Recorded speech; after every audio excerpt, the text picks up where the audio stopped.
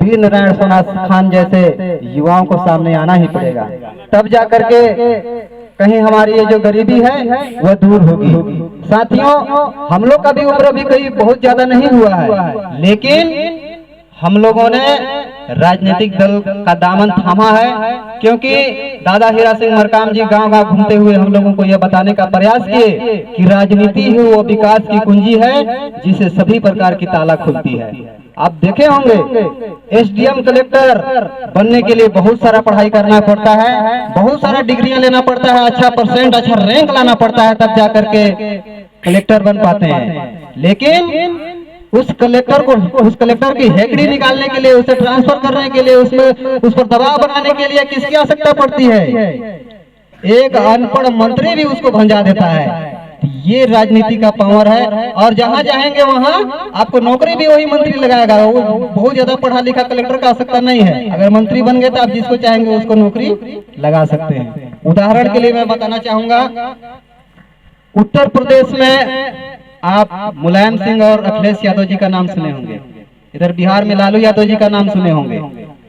तो लालू यादव जी का इतिहास तो पता नहीं है, लेकिन मुलायम सिंह जी का जो हम लोग बुढ़ौना गठबंधन पार्टी के साथ में जब गठबंधन हुआ तो काफी उनसे चर्चा के माध्यम से सुनने को हम लोग को मिला, जानकारी मिला।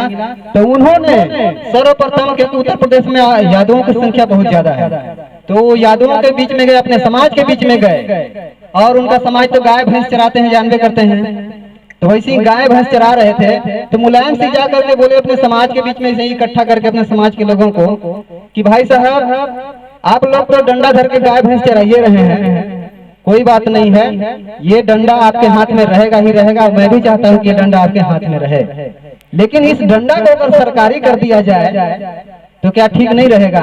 तो उनके समाज के लोग समझे नहीं कि यार ये क्या बात कहना चाह रहे हैं। बोले अरे भाई, हम एक राजनीतिक पार्टी का गठन कर रहे हैं जिसमें आप लोग को वोट करना है, सपोर्ट करना है। अगर हमारी सरकार बनती है तो जिस तरह से लाठी पकड़े हैं उसी लाठी को हम सरकारी कर देंगे, यानी आपको पुलिस में नौकरी ले लेंगे, ये डंडा सरकारी डंडा हो जाएगा। बताइए ठीक रहेगा कि नहीं रहेगा? उनके समाज ने खुल के समर्थन किया और अच्छा खासा समर्थन दिया, उत्तर प्रदेश से उनकी सरकार बन गई। और सरकार बन गई तो 5 लाख, क्योंकि उत्तर प्रदेश देश का सबसे बड़ा राज्य है, इसलिए उत्तर प्रदेश में 5 लाख पुलिस का भर्ती निकला, जिसमें से 2 लाख केवल यादव समाज को ही पुलिस में लिया, यादव समाज के लोगों को पुलिस में लिया। वो आरक्षण था, सिस्टम था, उसके बदौलत 2 लाख लोगों को, यादवों को नौकरी में जब ले लिए, तो बताइए वो भैंस चराने वाला डंडा सरकारी हुआ कि नहीं हुआ? हुआ ना भाई? इसी तरह से आज जरूरत है हमारे समाज के लोगों को राजनीति में भागीदारी नहीं होने का, क्योंकि ये काम नहीं करेंगे तो जो काम हमारा पुरखा करते आ रहा है वही काम हम भी करते रहेंगे। स्थिति बदलने वाली नहीं है। हमारा पुरखा नांगर जोतते आ रहा है, खेती किसानी खेती से जुड़े रहा है, आज उसका स्थिति क्या है? हमारे बाप दादा भी वही काम करते रहे, हम भी वही करते रहे, मेरा बेटा भी वही करेगा, उसका बेटा भी वही करेगा। जैसा स्थिति है कल तक वैसी रहेगा, सुधरने वाला नहीं है। इसलिए राजनीति में आना पड़ेगा। हमारा समाज इससे कोसों दूर है, उनको इधर झुकाव बनाना ही पड़ेगा, तब आपके लोग, आपके बेटा तहसील में बैठा हुआ भी मिलेगा, जहाँ जमीन रजिस्ट्री होता है वहां भी बैठा मिलेगा, जहाँ बड़े बड़े डॉक्टर हैं वहां भी आपके बेटे मिलेंगे। आज हर एक चीज में राजनीति हो रहा है। आप देख रहे हैं यशवंत यादव जी को, जो एक महान क्रिकेटर हैं, जिनको एक बार खेलने का मौका मिला तो पूरा इतिहास का रिकॉर्ड बदल कर रख दिए। ऐसे लोगों को छुपा के रखा जा रहा है, क्योंकि वो भी इस देश के मूल निवासी ओबीसी समाज से आते हैं। इस देश के मूल निवासियों के साथ हमेशा छल होते आ रहा है और आज भी हो रहा है। इसलिए जरूरत है इस देश के मूल निवासियों को जागने की। और सबसे बड़ी विशेषता मैं बताना चाहूंगा कि आप लोगों के लिए शिक्षा परम आवश्यक चीज है, जैसा सर जी बोले, और इस लाइन पे सर जी जुड़े हुए हैं। इसलिए दादा तो समग्र विकास क्रांति चलाए हैं, जहां गुड़वाना का स्कूल भी चल रहा है। दादा हीरा सिंह मरकाम, एक मुट्ठी चावल से गुड़वाना का महाकल्याण, ये जो आंदोलन चला है वो बहुत बड़ा आंदोलन चला। उस समय हरिभूमि, दैनिक भास्कर, ये सभी लोग प्रमुखता के साथ अपने हेडलाइन में छापे थे कि दादा हीरा सिंह मरकाम, एक मुट्ठी चावल से गुड़वाना का महाकल्याण। और उससे मात्र 2 ब्लॉक मिला करके 11 करोड़ 11 लाख रुपया जमा हो गया था, जिसको देख करके हमारे छत्तीसगढ़ के मुख्यमंत्री पचा नहीं पाए और दादा पर 36 केस एक साथ लगा दिए।